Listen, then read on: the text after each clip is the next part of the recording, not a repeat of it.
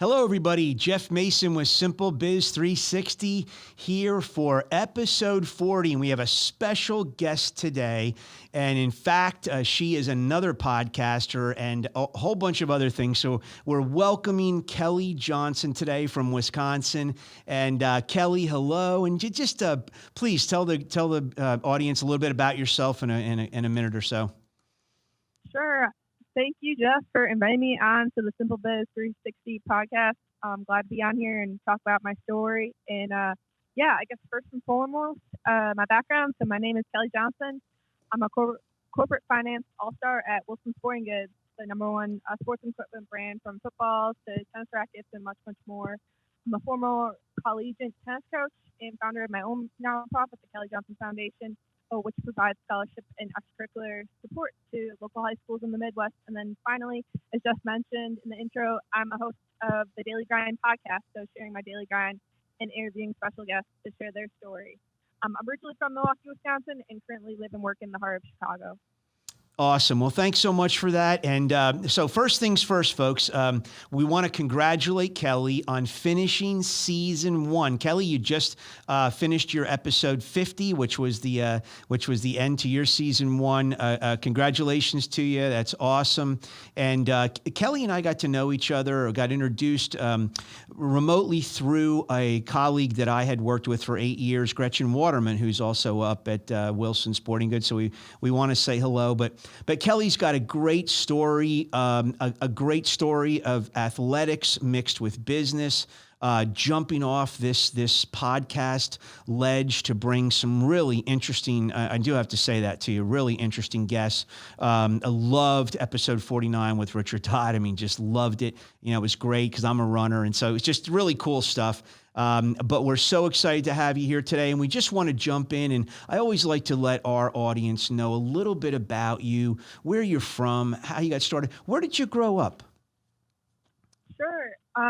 Again, thank you, Jeff, for inviting me on the pod. And I want to give kudos to Jeff for doing a great job of talking about key business topics and sharing his knowledge and what's trending and part of the whole SimpleBiz360 Well, thank you. So, I guess where it all started. So I'm from, I say Milwaukee, Wisconsin. I'm from one of the Milwaukee suburbs. I just kind of grew up a traditional Wisconsin suburb life, going through public schools. I played a handful of sports when I was younger in both grade school, high school, college. I kind of leaned towards playing club tennis at the University of Wisconsin-Madison. Just playing on the recreational, competitive level, different leagues and whatnot to stay actively fit and things of that nature. I'm big into running. Jeff and I had that in common as well. But from my youth side, or from high school, I'd say I took a handful of different business classes, and I was always interested in the financial side of the business. So I kind of worked through there, and it kind of influenced what I do today.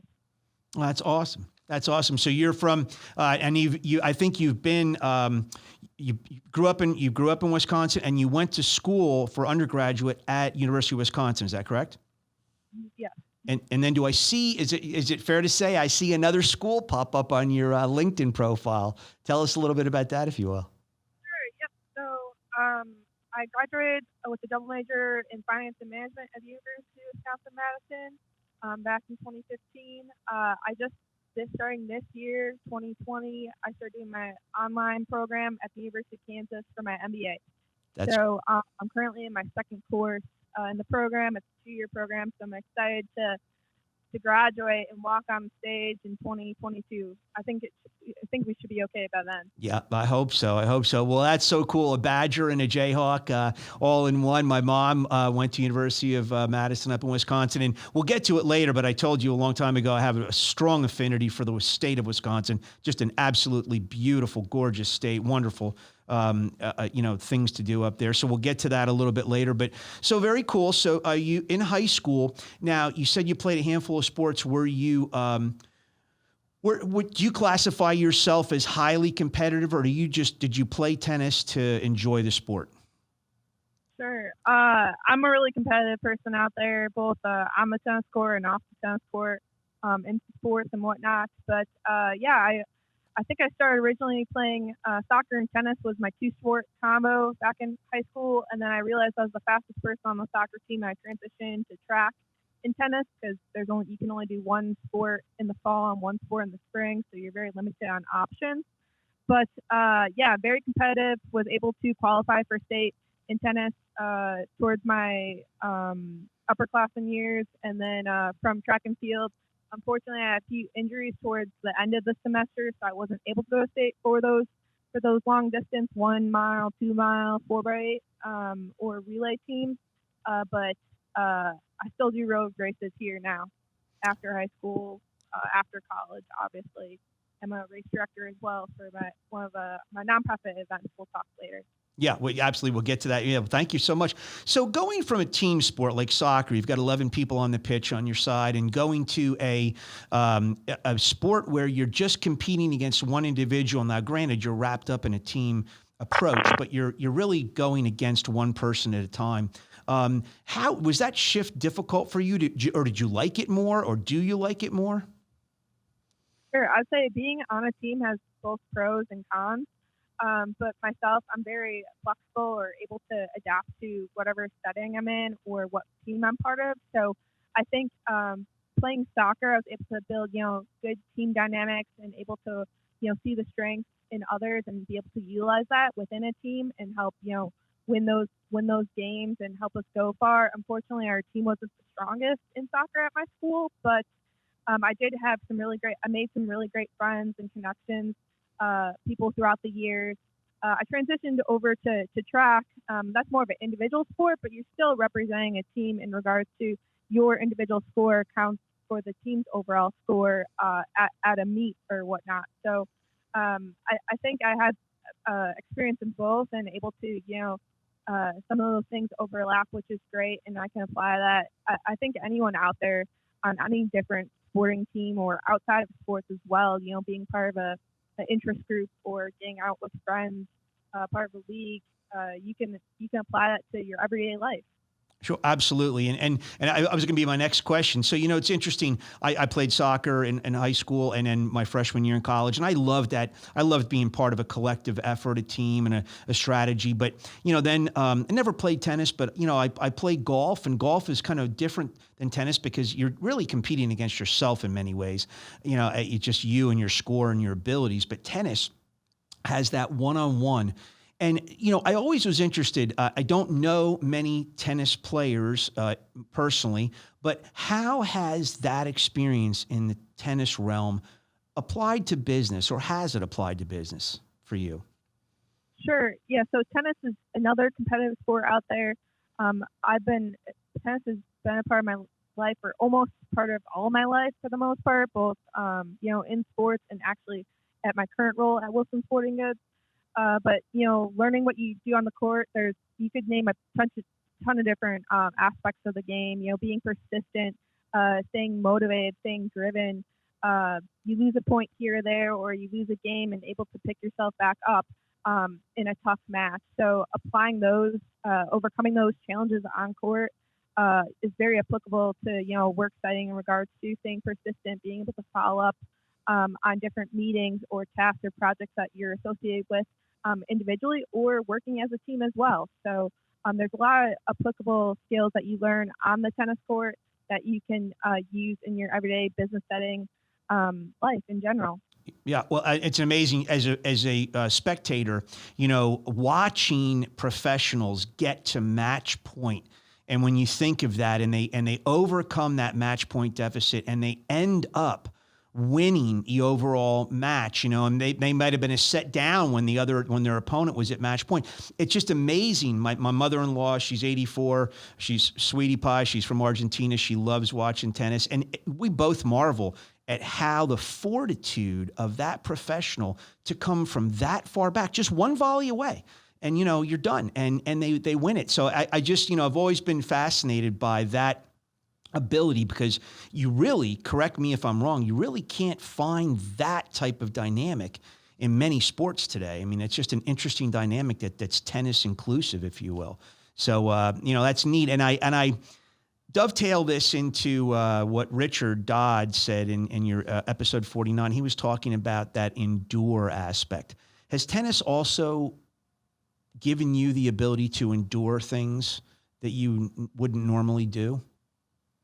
Sure, yeah. I would say tennis is one of my passions in life. So being able to apply that in an everyday setting and being able to help motivate myself as a player as well as a coach, teaching people skills I learned on court or helping them improve their game strategy or their own strokes and whatnot. I think being able to endure definitely plays a role in the sport of tennis for me, and I think a lot of other players out there, both youth players, playing in high school or college, and also to those new beginners in, as adults on court. I think it's very applicable.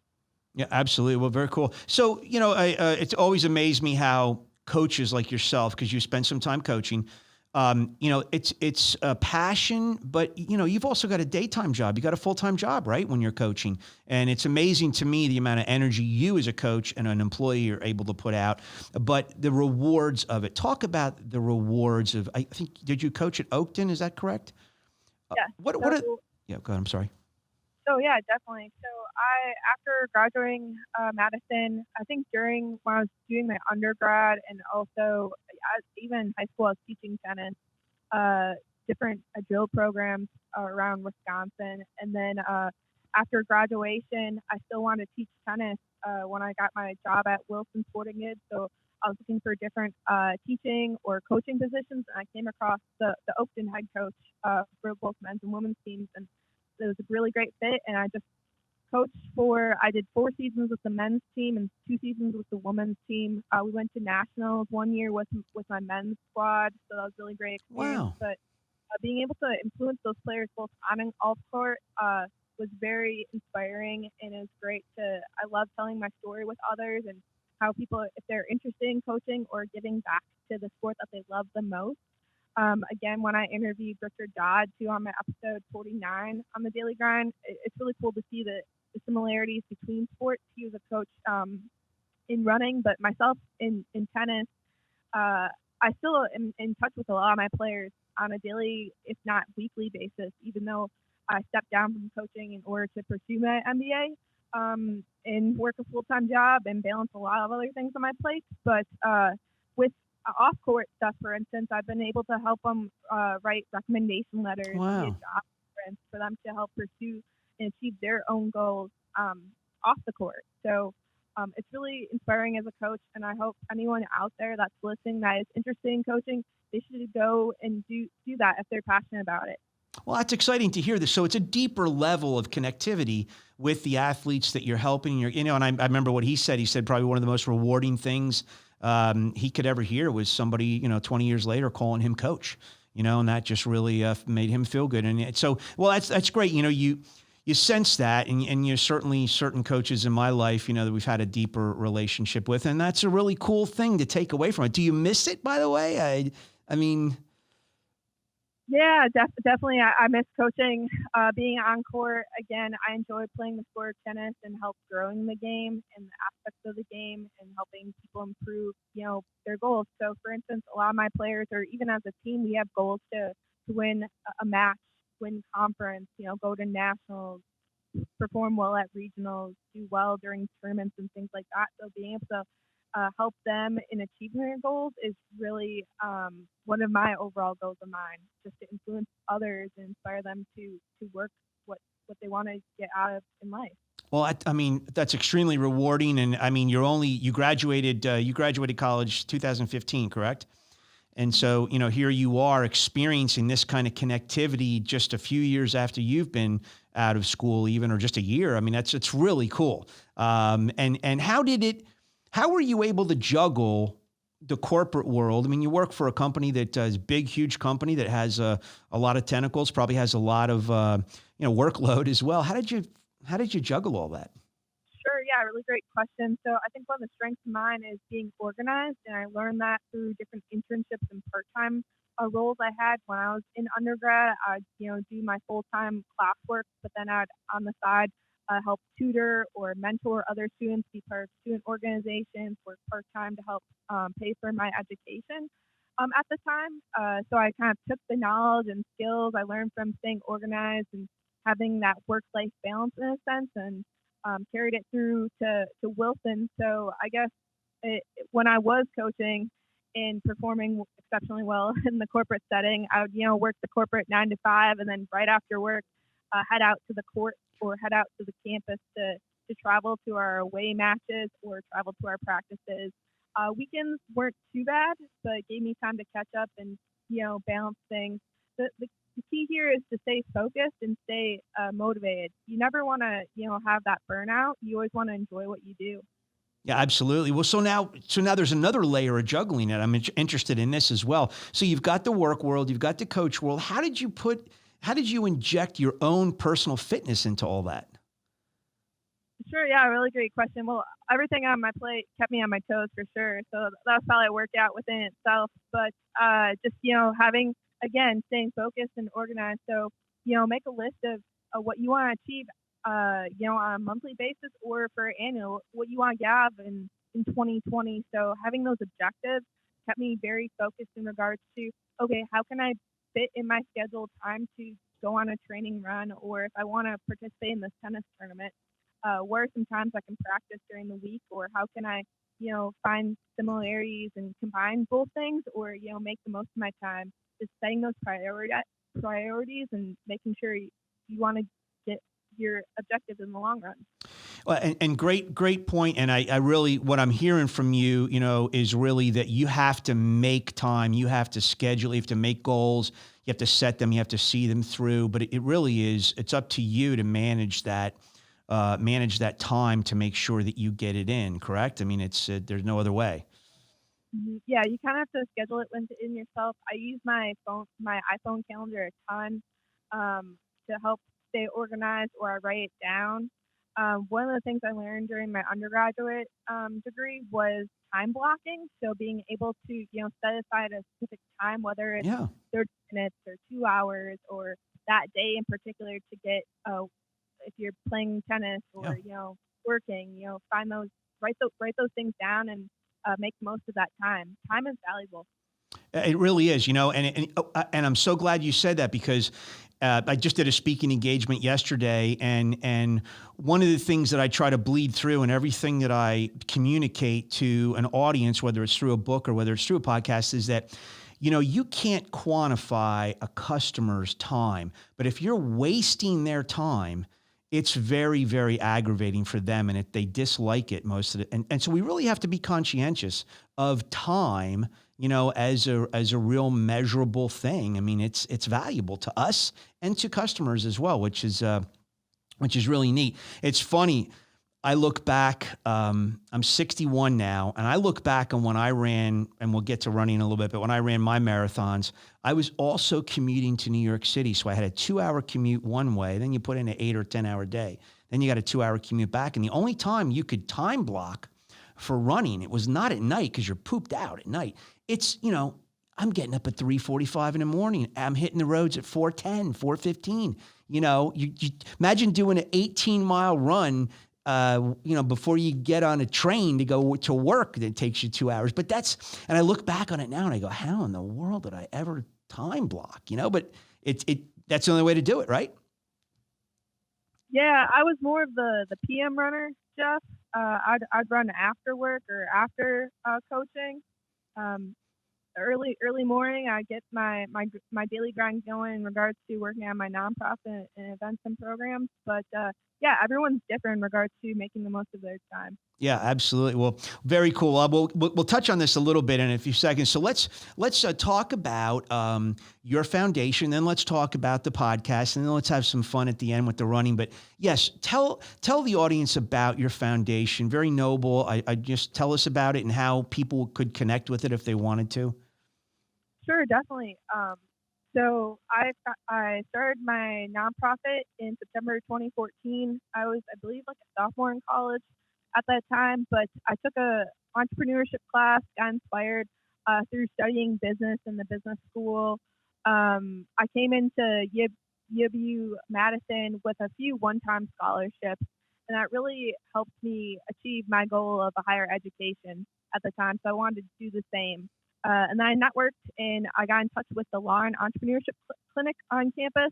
I was able to talk to a few law students and what it all entailed in establishing a non-stock 501c3 and going through the steps and the motions. And this was a goal of mine. I really wanted to aspire others and help to achieve their own goals. So basically, Kelly Johnson Foundation has been around for 6 years now. We're going on strong, but we provide scholarship and extracurricular support to local high schools in the Midwest. So what that entails is we award a few scholarships a year. Since inception, we have awarded 13 high school scholarships. And we do this through raising money and through a ton of athletic charity programs and events that I host. So whether it's from tennis to pickleball to running, again, helping promote a healthy lifestyle, people staying active, as well as helping future young, promising leaders achieve their own goals and what they want to get out of life. So Kelly Johnson Foundation is really where to find it, where to find more information, how to follow us. Our website is www.kjfwi.org. KJ what? KJFWI.org. So it's Kelly Johnson Foundation, just the first initials. WI, I originally had it since it was Wisconsin, but right. We're going to go worldwide. Who knows, down the road. So wow. it's rapidly. So 13 scholarships so far in 6 years. Mm-hmm. That's terrific. Yeah. That's terrific. Well, again, so if anybody ever connects with Kelly on LinkedIn, you can get to it on LinkedIn, and then it's the KJF. Is it WI or .wi.org? WI.org. Okay, no dot in between KJF and WI. Okay, great. So very cool. Yep. Well, I commend you for that. That's to start that as you're in college. Again, but what a nice, generous, noble thing to do. That's awesome. And 13 people helped is a big number for a young foundation. So congratulations on that. So how in the world does Kelly Johnson decide to do a podcast? Where does this come from? How do you gel this thing together? Sure. So Daily Grind is basically, it kind of helps expand our channel and our network within the foundation. So I realized my story was very unique and inspiring, and with my personality and being able to interview colleagues, friends, experts, and professionals across industries, I thought it'd be interesting to share our daily grind and what we do and how we achieve our goals by being efficient, productive, finding time to even record the podcast. So a lot of our young future leaders that are applying to the Johnson Family Scholarship or even involved on our latest and greatest, the Johnson Equips program, where we sponsor different high school teams and provide sports equipment. This podcast is another add-on in regards to helping tell our stories, as well as having them inspired not just by me, but guests that we have each and every week. So this is an idea I came about, I would say, last year, January 2019. I was thinking about that, finally implemented this idea, took this idea and made it to where it is today. So we started recording in August of 2019. Jeff mentioned earlier, we just finished our season 1, which is a huge accomplishment for us. We're starting season 2 next week. It'll probably be aired by the time this episode goes live. But yeah, we're in season 2.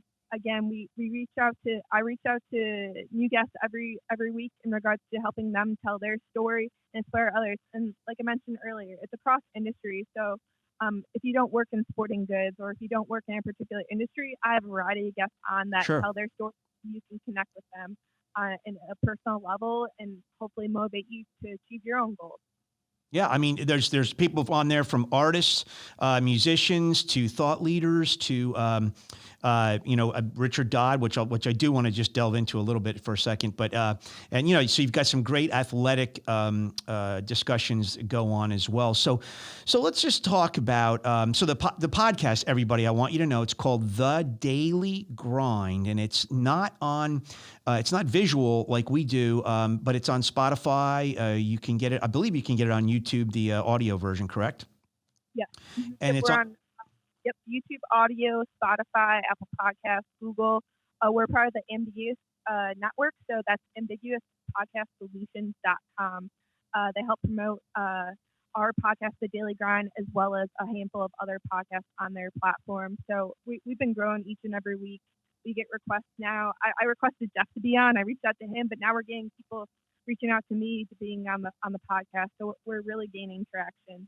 That's really good. Yeah, we just started realizing that too a couple days ago too. People, were like, people are asking us to be on. So that's kind of fun. But no, I was guest on the on episode 39. If anybody wants to catch it, I have it in one of my blogs, and it's on, it can be found on Kelly's site as well. And she's got real good descriptions of every episode. You get a real in-depth look at each and every episode. So, it's been fun to watch. I haven't listened to every one of them, but I kind of pick and choose. And I do have to say, it's very, there's just a lot of good information and people's stories. And the one I want to just key in on, Kelly and I both have an affinity for running. Kelly, you've now taken up running as a hobby, but also you're a racer. I mean, you qualified for Boston this year, so you're a little bit deeper into it than I've been. Tell us a little bit about running, if you could.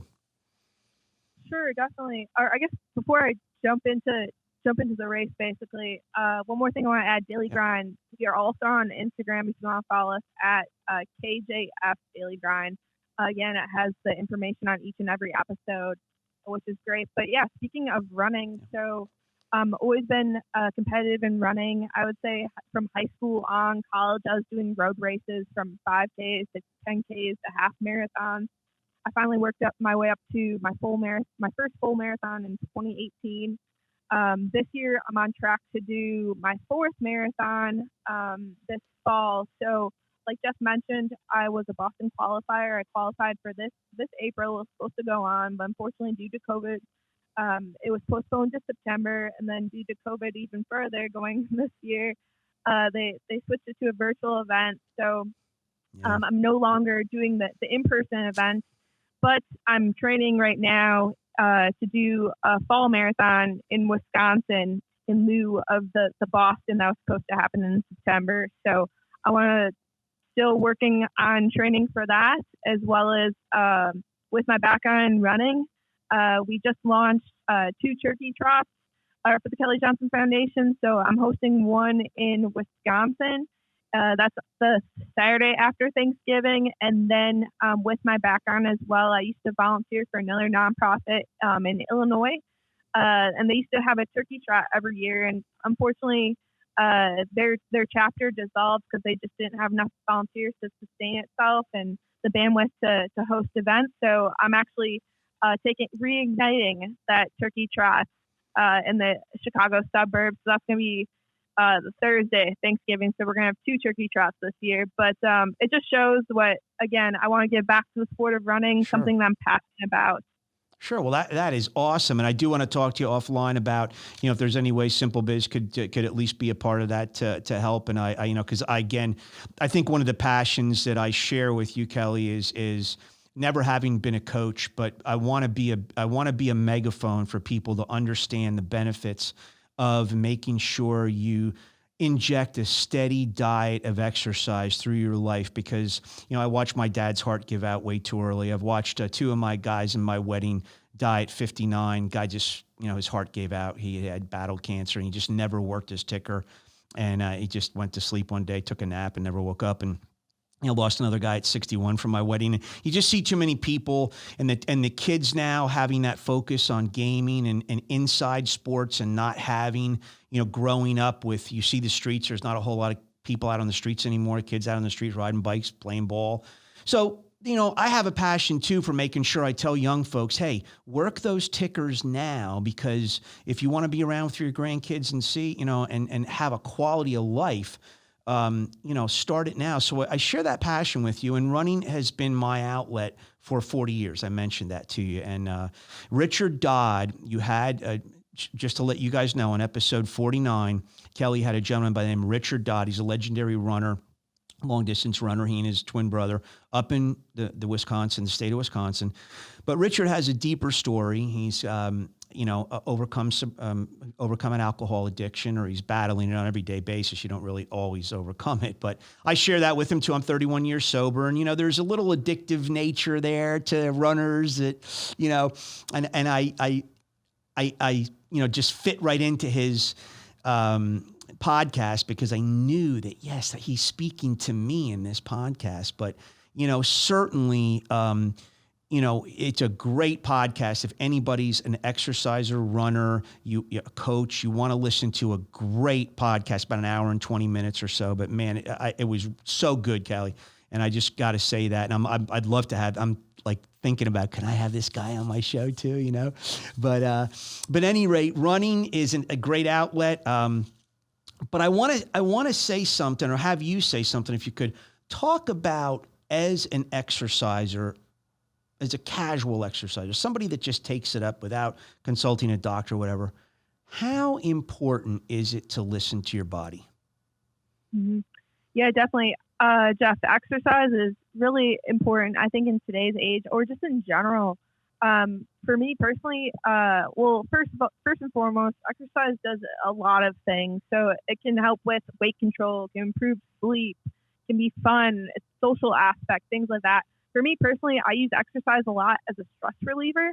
Just finding that break in the day to, from, going on that work grind and then finally getting outside to do something that you enjoy. So I would definitely recommend at least 150 minutes a week of moderate anaerobic activity, or 75 minutes of like more vigorous, higher intense type of physical activity. So this is kind of a guideline that I'd say a lot of different health organizations, myself, I'm not certified in that industry, but this is just a recommendation, or what's something that has worked for me, or that is definitely that I try to live my life by, to stay healthy and active, and no injuries, and keep my heart pumping and things of that nature. But there's plenty of different ways you can exercise as a beginner. You can run, you can walk, swimming, name a sport, pick any sport, tennis. I played soccer. There's a lot of different team or individual sports depending on where you live. Lots of different leagues out there, lots of different one-day events or weekend events that you can partake in.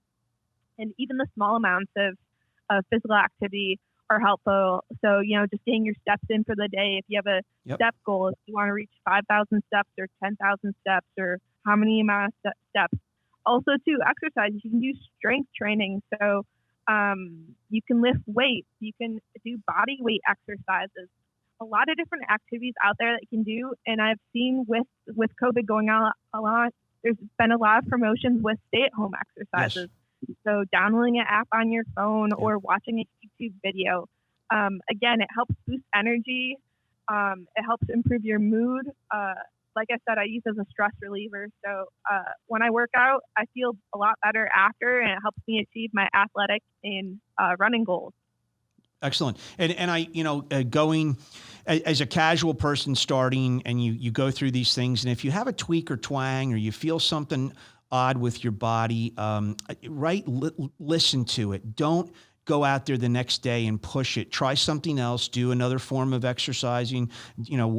Switch things up. If you ran for 4 days in a row and you feel a twang, maybe you take a walk, or maybe you do some aerobics or something different, right? I mean, but listen to the body, because the body tells you when it's being pressed in a different way. And I think the reason I bring this up, Kelly, is I've 61. I couldn't tell you how many hundreds and hundreds of people that I've shared, things with, and they tell you, I stopped exercising a long time ago. I stopped running. I stopped doing this. I hurt myself and just never got back on it. And they bail out.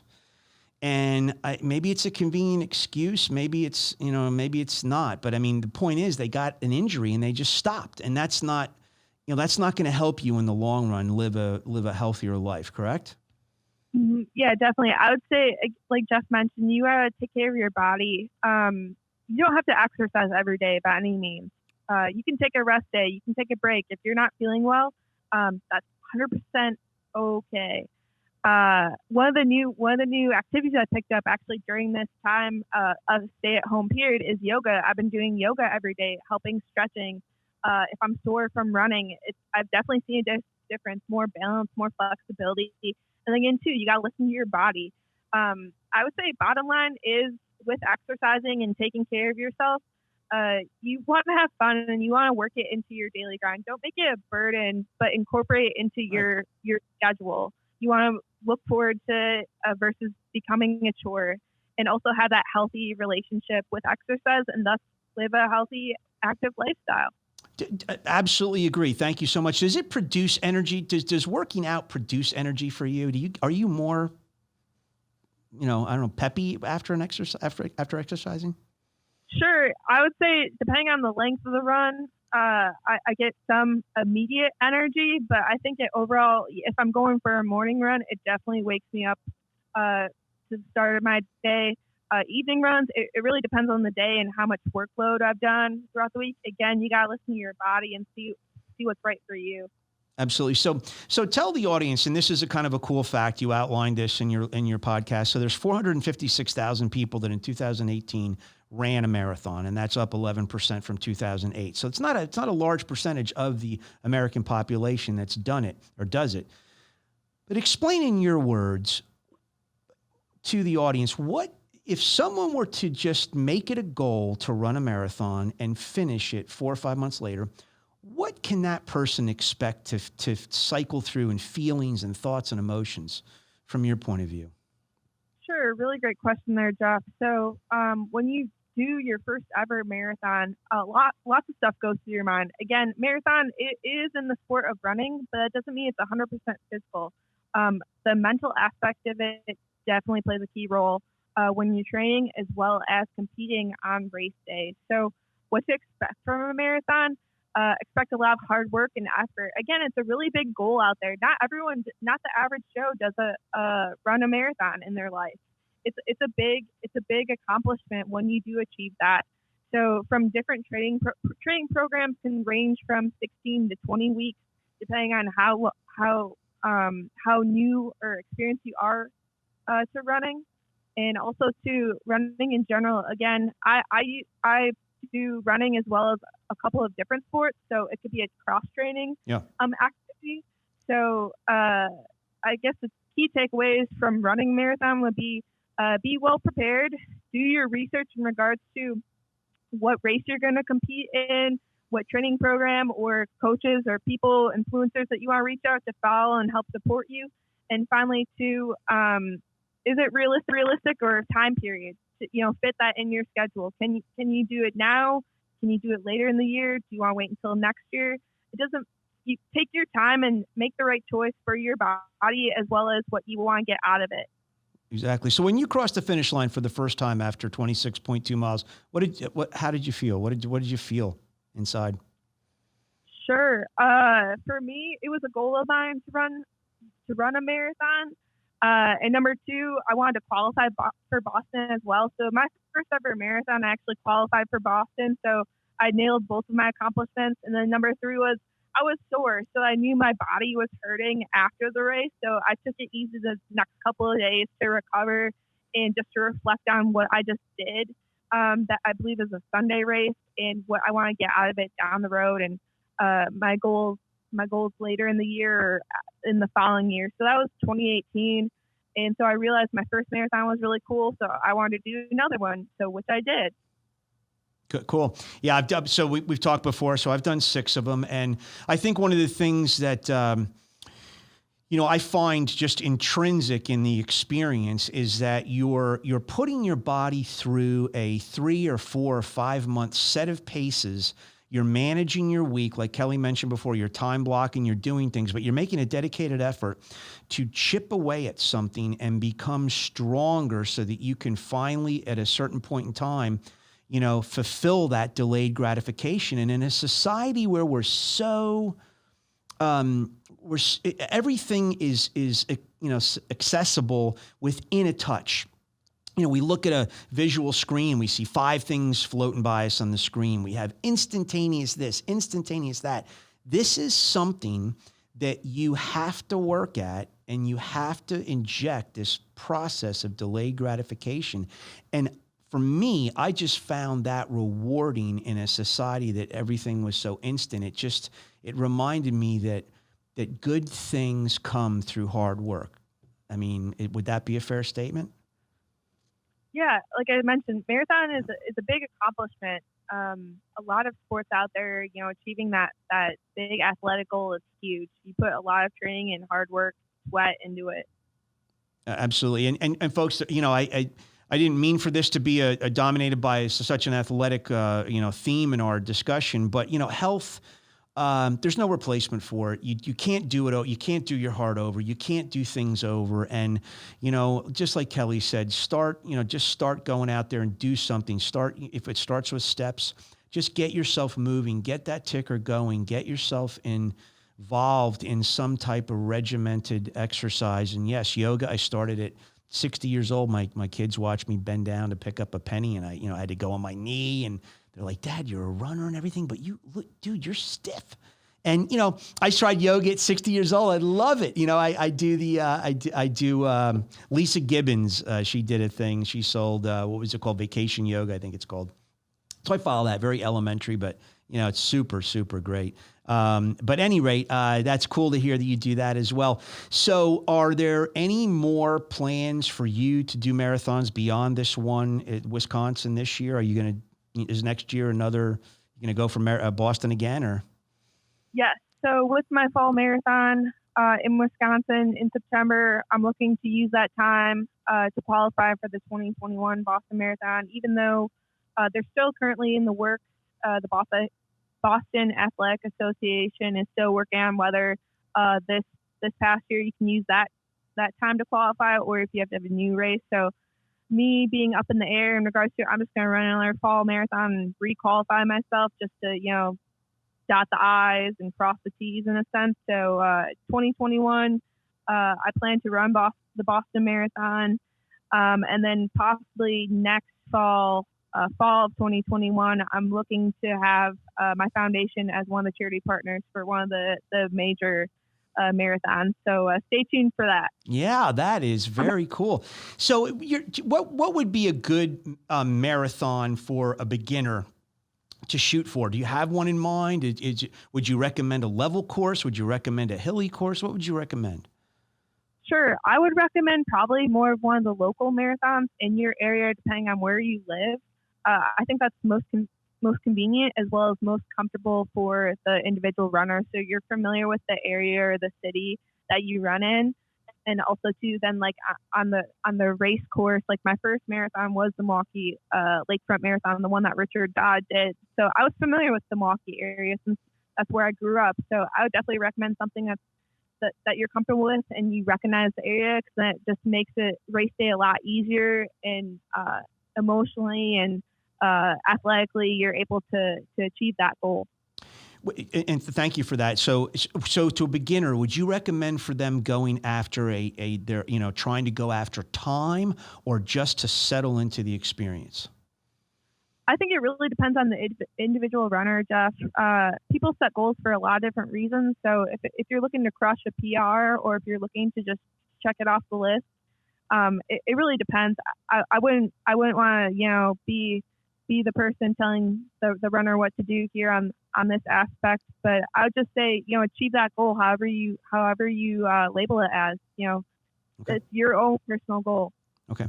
So folks out there in the audience, if you've listened to us, you're not a runner, a couple terms may throw you off. Anyway, PR is personal record. And then when you go qualify, Boston Marathon, when you see it on TV and at the beginning of April, and it's, everybody, all the eyes are on it. Those runners, for the most part, have to qualify. In other words, you have to enter into another marathon somewhere in the year before, and based on your age, you have to hit a certain time in that marathon to qualify for Boston. And then there's a couple thousand people they invite just to invite. But at any rate, those are some terms that may not be familiar to you. So yeah, I would say yes, everybody has their own different goals. I almost think that, personally, I did New York City Marathon for the first marathon I did. And if you want your best time, that's not the marathon to do it in. But the experience was just something I will never, ever forget. 3 million people watching it. If you ever get a chance, Kelly, it's just a neat thing, to do, because there's so many people on the course. And then I started chiseling away at training differently and going for my PR. But any rate, yeah, that's awesome advice. So, well, in a nutshell, you get the theme here, folks. You know, exercise. Kelly works for a sporting good company. Kelly has a foundation that focuses on, athletic achievements and getting people athletic, scholarships. And she lives it and does it on a daily basis as well. And so, we appreciate all your input on that. So. And summing things up, year number 2 for the daily grind. What do we have any format changes? Is there anything different, anything cool you're going to do? Sure, yeah. So when this episode releases, this is going to be right before our 1-year birthday. So we got a lot of birthday promotions going in the month of August. So stay tuned for that. Just a little teaser. I can't tell you all the details, Jeff, yet. But season 2 is going to be really big. Like I mentioned earlier, we keep on growing each and every week. We keep on getting guests all over the U.S., all over the world. Our viewers out there, our listeners out there are, giving us some feedback, some good stuff on ways, what they want to get out of who they want to hear, what they want to get out of each and every episode. And again, we're making improvements and we're making adjustments and connecting with a lot of people that are now being inspired to achieve their own goals. So, yeah, the best is yet to come. Okay, well that sounds awesome. So we're gonna end here with a couple little things. I'm gonna take I'll do one that's one of my ending features, and then we'll incorporate a couple of yours. So 2 of the features that Kelly has on every show is what's the daily grind, what's next in the daily grind for you. So what is next for Kelly Johnson in the daily grind? How do you do that? Sure. Yep. So what's coming up on my daily grind in the upcoming weeks later this year? Great question, Jeff. So I mentioned my foundation. So we got a couple of upcoming events now. So I got the A-OK on running stuff due to the social distancing policies and the small gatherings and whatnot. So we are good to go. We have upcoming, I'm working on today and upcoming weeks. We have our tennis tournament, our 7th annual tennis tournament. So basically when I first started the Kelly Johnson Foundation, I started the Johnson Summer Classic tennis tournament in Madison, Wisconsin, but now I'm bringing it back to Milwaukee the past couple of years. So that's coming up August 1st and 2nd. Also hosting and organized and prepping for our Wisconsin Pickleball Open, the 3rd annual year hosting pickleball. The sport pickleball is growing with the coronavirus happening. The sport has just taken form in someone's driveway or even on the tennis court with a pop-up net. So that's coming August 2nd. And then finally, the turkey trots coming up in November. So lots of planning goes into hosting these wonderful events, getting the army of volunteers and accruing different sponsors and people, reaching out to our community and whatnot. So that's on my daily grind in the upcoming weeks later this year. Well, kudos to you for all that sacrifice and the time you put into all that. That's certainly I know a lot of work on your end. Another thing that you have as a feature on your podcast is word of the day. What's your word of the day? I know we didn't plan this, but what is it? Sure. Yeah. So word of the day. This is basically a motivational quote or saying. Each and every episode of the Daily Grind, we preach. So I think this one would fit perfectly with today. The secret of your success is found in your daily routine. And this is by John C. Maxwell. Bingo. Absolutely. Great author, great thought leader as well in today's world. So awesome. Well, thank you for that. And just before we get into asking you, the ending of my podcast question about rock and roll, let's talk a little bit about Wisconsin. For people who don't know, you've lived there. You might take the state for granted, but is it not one of the prettiest states there are? I mean, unbelievable. Yeah. I don't know how I could label it in one word, multiple words to describe our nature's beauty and the state in general. 2 great lakes surround us. 5.4 million people are within the state parks or just, on the trails, hiking, running, a lot of different lakes within the state that you can go visit during the summertime. Every season is different and beautiful in its various ways.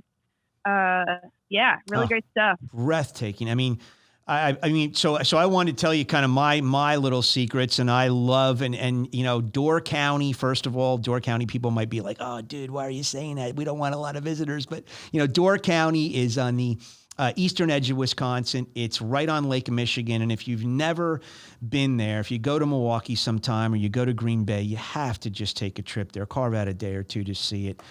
Any season of the year, but it is just spectacular, a gem for sure. And yes, Kelly mentioned there are Lake Superiors to the northwest, and you have Lake Michigan on the east. And my favorite spot is to come from the Superior, which is right next to Duluth, Minnesota, literally right on that southern tip of Lake Superior, and take 2 and then Route 13 up towards Cornucopia. You go by the Apostle Islands, and now you're on Lake Superior, and it comes down to Ashland. And then right from Ashland, you take Route 51 down. And the town that I fell in love with is Minocqua. I just fell in love with Minocqua, Wisconsin. And there's lakes, like Kelly said, all around, tree lines that you've never seen before in your life. Huge, just gorgeous. And I mean, it blew me away the first time I ever drove that. Have you ever been up in that neck of the woods and part of the state? Yeah, I've been all over the state. Lots of great outdoors. Again, to get that exercise in. Yeah. We talked down here. Yes. Get the sand lines and get those steps in.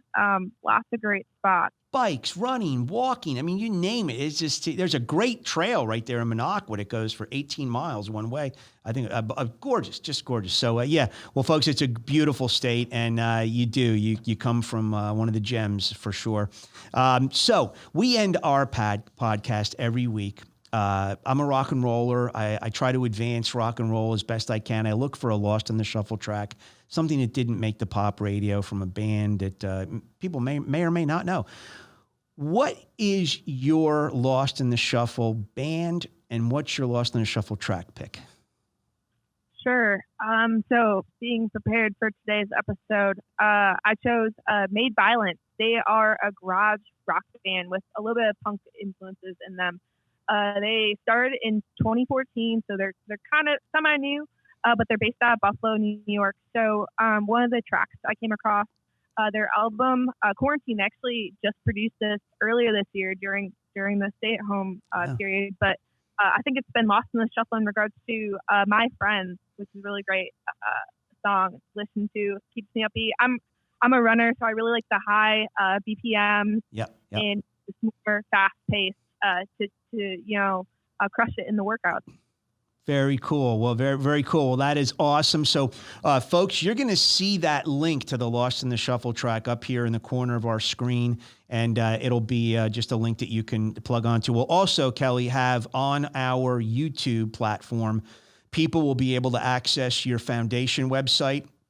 They'll be able to access your daily podcast. We'll put the link there for that show, and then we'll also make sure that we, they have the link to the song too, so they can hear the song. So I'm excited. I've not heard it, so I'm looking forward to it. But listen, it has been. Thank you again for having me on episode 39. Thank you for being on episode 40 here. Congratulations on you're finishing your first season. Thank you so much for taking the time out to be with us. I do appreciate it very much.